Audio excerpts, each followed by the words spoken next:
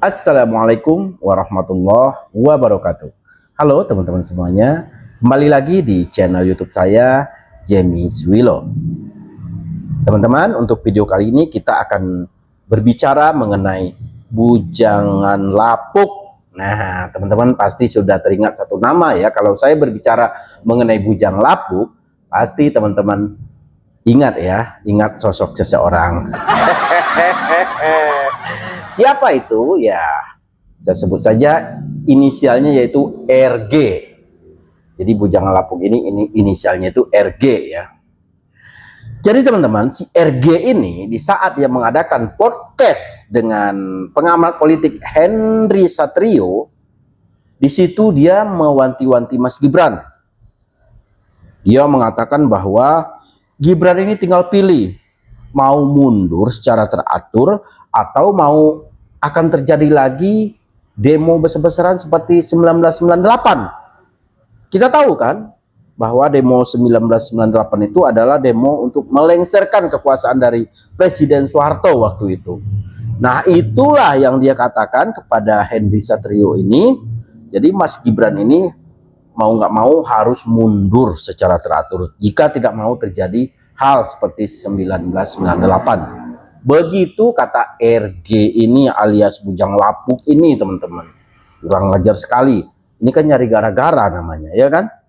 Gimana negara mau bisa aman kalau ada provokator kayak gini? Kemudian ketika Henry Satrio ini menanyakan siapa sosok yang lebih pantas menggantikan Mas Gibran ini jika seandainya Mas Gibran ini mundur, gitu kan? Terus dia berbelit-belit tuh, nggak langsung jawab dia, nebak-nebak. Nah, ketika Henry Satrio menyebut satu nama, yaitu nama Puan, barulah di situ dia aminkan. Nah, dari situ kita bisa menilai ya bahwa dia menginginkan Mbak Puan sebagai pengganti Mas Gibran. Pantesan ya selama ini si RG ini selalu lengket dengan si Merah ini, ya kan? Mana-mana selalu lengket. Bahkan dengan orang yang melabrak dia waktu itu, ingat kan? Yang si kurus kering itu, sekarang udah dalam tanda petik udah kayak suami istri. Udah deket banget. Dulu kan bermusuhan tuh sampai dilabrak tuh, ya kan? Sekarang dia malah lengket. Pantasan ternyata ada udang di balik bakwan, teman-teman. Ya, jadi dia menjagokan sosok yang saya sebutin tadi, ya, untuk menggantikan Mas Gibran jika Mas Gibran ini mundur sebagai wakil presiden. Kurang ajar sekali ini, teman-teman. Ini udah merupakan ancaman ini seperti ini. Ya, dia mengatakan jelas-jelas mengatakan di situ Gibran tinggal pilih mau mundur atau akan terjadi lagi demo besar-besaran seperti 1998. Begitu. Kan udah ngancam ini. Ya enggak? Pantasan ya kita akhir-akhir ini pernah dengar tuh akan terjadi demo besar-besaran. Apa ada sangkut pautnya dengan itu kali ya? Wallahu alam ya. Nah, teman-teman, untuk itu mari sama-sama kita dengarkan podcastnya RG ini dengan Henry Satrio. Nih teman-teman, pasti teman-teman kaget nih. Jadi tinggal pilih mundurkan diri atau 98, gitu-gitu aja. Kan lebih efisien kan? Begitu jadi fakta politik, ya udah mungkin Pak Gibran merasa ya udah saya mundurkan diri aja. Karena nyampe tuh kayak gitu. Pasti itu lebih efektif. Otaknya dia nyampe tuh, bakal udah gue mundur aja deh daripada ntar kayak 98. Ya tetap, ya ini kan tekanan politik. Tekanan politik katanya. katanya. Otak, ya faktanya udah terjadi. Kan nggak perlu lagi pakai otak kan, karena sudah kelihatan sama si Pak Harto. Pak Harto sangat cerdas dan cerdik, berotak dalam politik. Tapi beliau merasa saya sudah lihat masa sebanyak itu artinya akan terjadi social unrest, kerusuhan di mana-mana. Ya saya mundur aja kan. Nah, siapa yang mau gantiin Gibran nanti jadi wapres? Gampang lah baca, betul kan. Yang Dia punya nggak langsung potensi jawab. ya tinggal dihitung dari sekarang, siapa yang punya potensi. Menurut lo dari partai politik atau profesional? Ya pasti partai politik lah. Oh, pasti partai politik ya? Ya kalau profesional nggak ada gunanya kita ganti Gibran. Yang kan Gibran akan diganti karena ada tekanan politik. Dari mana? Ya dari partai politik. Yang punya kepentingan pertama nekan Gibran siapa coba? So. Ya ini bukan dulu aku yang wawancara kira-kira. Yang punya urgensi untuk mengganti Gibran. PDI. Ya udah, deal. Sama lo juga. Berarti ini yang Bukan sekedar sama, sebangun. Oh ya, berarti Ganjar atau Puan yang jadi wapres? Ya Ganjar kan kalah dalam pilpres. Ganjar kalah katanya. Yang punya Kita share dengar ya. utama di DPR. Puan. Ya udah, sepakat aja kita. Itu ya. Jadi dia udah punya jagoan sendiri jika seandainya Mas Gibran ini mengundurkan diri. Tapi kalaupun tidak mengundurkan diri, akan terjadi demo besar-besaran seperti 1998 saat pelengseran Presiden Soeharto. Itu teman-teman. Pantasan ya, teman-teman dengarkan di media sosial ramai banget tuh akan terjadi demo besar-besaran. Apakah ini ada kaitannya dengan ini? Entahlah ya, kita lihat nanti. Tapi yang jelas dari pernyataan si RG ini ya, dia sudah punya jagoan. Kalau seandainya Mas Gibran ini mundur, yaitu Mbak Puan. Coba bayangkan teman-teman. Tentu pendukung Mas Gibran ya, khususnya kami pendukung Mas Gibran ini nggak terima dong. Terkecuali benar Mas Gibran ini mundur secara teratur ya kami terima. Tapi awas aja ya kalau kalian memaksa ya, tidak ada urgensi apa-apa, memaksa Mas Gibran untuk mundur dengan cara demo besar-besaran, tentu pendukung Mas Gibran juga nggak bakal tinggal diam. Kalian kira pendukung Mas Gibran itu sedikit apa? Hah? Enak aja suruh mundur. Apa urgensinya apa? Nyuruh Mas Gibran mundur apa? Hah? Kecuali korupsi. Ya kan, itu kejahatan yang luar biasa, itu korupsi, skandal apa kayak ini kan enggak. Enak aja kamu. Coba kamu yang gantiin, kamu mau nggak, berani nggak? Pengen lihat nih kerja kamu, kerja aja nggak becus lo, ngomong doang, filsafat,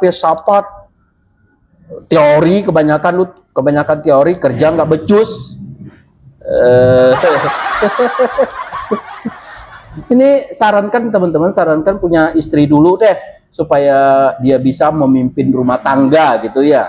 Sarankan dulu gitu, jangan sampai dia ya mohon maaf jangan sampai nggak kawin-kawin, kasihan tua pas tuanya. Ini bukan menyinggung hal pribadi loh, bukan loh, tapi ini saran ya, saran kepada RG ini supaya ya minimal nikah dulu lah, ya kan? Gitu, supaya tahu bertanggung jawab itu gitu. Ini kan Mas Gibran ini kan bertanggung jawab untuk bangsa dan negara ini, termasuk kehidupan kamu RG gitu. Jadi nggak gampang, nggak semudah membalikan telapak tangan kayak gitu. Kamu ngomong enak aja gini, enak banget, ringan banget mulut kamu ngomong apapun ya kan. Tapi ketika kamu dihadapkan dengan tanggung jawab, belum tentu kamu bisa mampu gitu ya. Jadi teman-teman ya, untuk video akhir ini kita akan tampilkan video parodi ya. Di waktu itu dia pernah mengatakan bahwa presiden ke-8 adalah bajingan tolol katanya. Nah, dari situ kita akan bikin parodinya. Jadi teman-teman mohon tonton video ini dari awal sampai akhir agar lucunya dapat. Oke teman-teman, tanpa berlama-lama lagi mari kita saksikan parodinya. Check it out.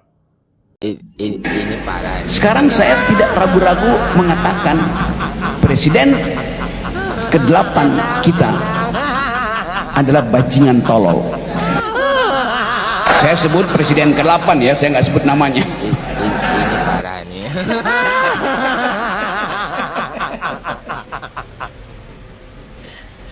Nggak nyebutin namanya katanya. Gini ya Bung Rocky ya, walaupun Bung Rocky nggak nyebutin namanya, tapi kan udah jelas-jelas bahwa presiden ke-8 itu adalah Pak Prabowo Subianto. Ayo mau ngebantah apa lagi? Kan udah jelas-jelas presiden ke-8 adalah Bapak Prabowo Subianto. Ayo, mau ngapain lagi? Pak Prabowo, gimana nih tanggapannya soal pidato Bung Rocky barusan? Ada yang mengatakan saya bajingan yang tolol, ya kan? Tapi saya nggak sebut namanya, kalian sudah tahu loh itu. Nah, kena lo ya sekarang ya. Emangnya sekarang zaman Pak Jokowi? Enggak, sekarang udah zaman Pak Prabowo, udah beda bro. Kalau dulu zaman Pak Jokowi, lu seenaknya ngomong, mau caci, mau maki, mau menghina, seenaknya lu. Tapi sekarang udah beda, sekarang udah zaman Pak Prabowo. Sekali aja lu sindir, udah direspon langsung sama Pak Prabowo. Nah lo gimana tuh tanggapannya tuh? Nah, ini parah nih. Apakah Rocky Gerung menyebut Prabowo bajingan tolol? Saya bilang iya, kalau bisa dibuktikan bahwa Prabowo ijazahnya palsu. Kalau bisa dibuktikan bahwa Prabowo sedang merancang IKN. Ini parah nih. Kedua, kalau Prabowo sedang membuat apa namanya itu SMK jilid 3. Jadi semua itu mesti kita dalam konteks. Pada waktu saya ucapkan bajingan tolol, memang itu hanya diarahkan pada Jokowi, tidak pada orang lain. Dan potongan itu akhirnya beredar terus dan disebut itu Presiden ke-8. Pada waktu itu moderator membuat koreksi, yang dimaksud Pak Rocky adalah Presiden ke-7. Saya bilang ya, Presiden ke-7 maksudnya. Ya dia ngeles. Takut ya. Yang gentle dong. Berani berbuat harus berani bertanggung jawab gitu loh. Kok malah ngeles sih? Cemen ah. Ujung-ujungnya malah ke Pak Jokowi lagi. Udah jelas-jelas tadi ngomong presiden ke-8, kok sekarang dibelokin ke Pak Jokowi lagi?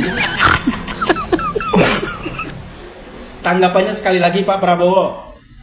Bersihkan dirimu sebelum kau dibersihkan. Parah nih. Mantap, setuju Pak. Yang dibiarkan mulut ember itu terus-terusan nyerocos Pak. Harus dikasih pelajaran nih orang nih.